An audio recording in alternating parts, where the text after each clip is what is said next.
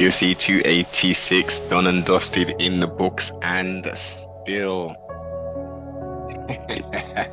Congratulations to the champion, defending, reigning champion, hometown of Birmingham, Brum town, 0121. Let's not forget that, guys. We're talking hometown hero fighting in your hometown of London. No, no, no, no, no, no. But he put on a good fight for you all down south and shit. Yeah, no. London City O2 Arena, 9 million plus in dollars gate. Priced many well-deserving fans out of an opportunity to experience live events. But, you know, trustfully that translates back to the champion. And, you know, again, congratulations. Very, very proud of a fellow Rummy coming out from the muck and the mire. Pardon self, Erdington. And now look who he's at, man. The middleweight champion of the world. Beat the consensus pound for pound, you know, GOAT in Kamaru Usman, who I will say conducted himself very well in defeat. Put up a good performance for the night. I think his high altitude performance was clearly better in regards to the domination of the current champ, but still got his head kicked off in the fifth round. Them stomps to the legs, them body shots. Kamaru won at most one round. I don't know how people on these crazy MMA media saying how that was a close fight, it was a robbery, Kamaru should have won. What were you watching? Was you watching the fight through the middle of your fingers or something? Oh, Rocky only won because he was cheating and he grabbed the fence. Shut up your mouth.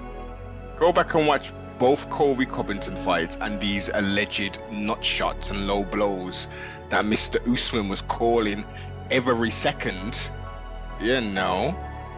Yes, indeed, he made an infraction and he was penalized for that.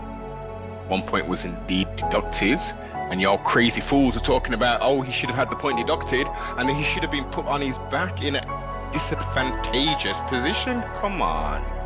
Let's be fair, man. Let's be fair. Rocky has been fighting every single person that the UFC has put into his place. Pardon self. He hasn't said, oh, no, I don't want to fight that person because what, but that makes no sense. He's just kept it quiet, kept it moving. Said, okay, I'll boss up my youth if you want, so I'll get the victory. That's no problem. I'll fight Cerrone. I'll fight all these people. You know, give me my respect, man. Give me my respect and give me the opportunity to fight for the title. He had to go on a tear, man. He had to go on a tear, and we know there was that eye poke with Bilal Muhammad, but just look at the fight, how it was going anyway. He was dominating the fight. Trustfully, we will see those meet in the squared circle, quote unquote, the octagon, as it is trademarked. But that's besides the point, man. Give it up to Rocky. He's finally getting his flowers, man. His dues, man. As I said, from the mud. What other UFC champion is from England? Let me think. Michael Bisping. Clitheroe. Who's the next one? Oh, it's Rocky. Leon Rocky Edwards from a little town, the city even, called the Birmingham, which was, I don't know where we stand now. It was the second city, I think. Liverpool may have it now, but that's besides the point. History was made. No one can't take nothing. You hear me? Nothing. They can be wicked and horrible and nasty, typing their little stupid stuff on Twitter and social media, but they ain't putting in that work. They ain't getting bloody noses, blood in their mouth, sweating, hurting, putting all that work in to get to the position where Rocky is. But yeah, I'll be cool. I'll just sit down and criticize the brother, you know. And then here we go. Here's the crazy thing. Here's the shocker. Here's the shocker. Colby Covington, very capable athlete, had to come totally outside of his character to remain within the UFC and to build this persona that he has. Waiting to be the backup fighter. And it didn't seem that anybody, i.e. the two people participating in the main event, actually knew prior to, a few days before the fight. Where's the time to prep? Usually, like Michael Chandler, yeah, he's stepping up and he's going to be the backup. He's going to make weight in Abu Dhabi and all this. They made the big deal about it. Dana White's like, yeah, we always have backup fighters, man. What are you talking about? This ain't new. Yeah, this is not new. We do this all the time. It's just nobody asks us the question. Smoke and mirrors, man. Smoke and mirrors. Don't just remember Dana White is a promoter for the UFC. Is it deserved? Well, he's number 2, but when we look at it, when we unpeel the layers, he's been sitting out for a year and a half after a win over his best friend turned arch nemesis, the running man, as I have dubbed him, aka Game Bread, Jorge Masvidal, or as the Americans call him, George Masvidal. Yeah? And he's not even ranked. He's good. He did. Come on, man. When was the last time Jorge Masvidal won a fight? Okay. So we're gonna give Colby Covington a title shot for beating, for losing close competitive decisions. I actually gave Colby Covington that first fight. If Mark Garnard didn't step in and give him the opportunity to fight on, Colby would have got that there. But he's lost 2. Yeah. 2 championship opportunities. Came back and fights not even someone in the top 5, not even the top 10. Is he even in the top 15? And then they say, because he's waiting, he's short notice, we called him up and said, yo, listen, come down to London, pay your flight, make weight, and if you do make weight and no one falls out, you get the winner. Yeah. And if Kamaru Usman won, then it'll be part 3, even though he's already won twice. First one, as I say, questionable. Meritocracy is what's the point of having rankings then? What is the point of having rankings and people being on winning streaks if they don't fight for the title? I mean, for me, I mean, look, I'm not totally opposed to Colby Covington fighting, but as the champ said, and this should be champions rule and wants and desires, like, no. Let me fight so and so. Let me fight this person. He should be able to pick. Give him at least one opportunity to pick a fight. Don't just say, I fight Colby Covington, another grappler with insane cardio, not much power, but you fight him, and then we're probably gonna let you fight Bilal Muhammad. We've got a built-in storyline with that, with it being a no contest, etc.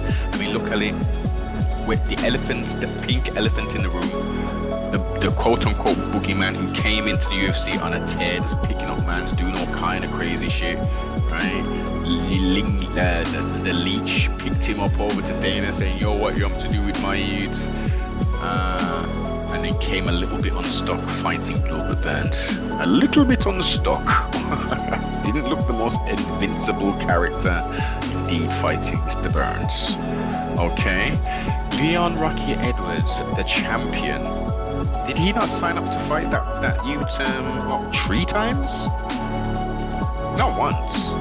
Not twice. I said 3 times. I think one of the times he pulled out due to COVID because this is around that period.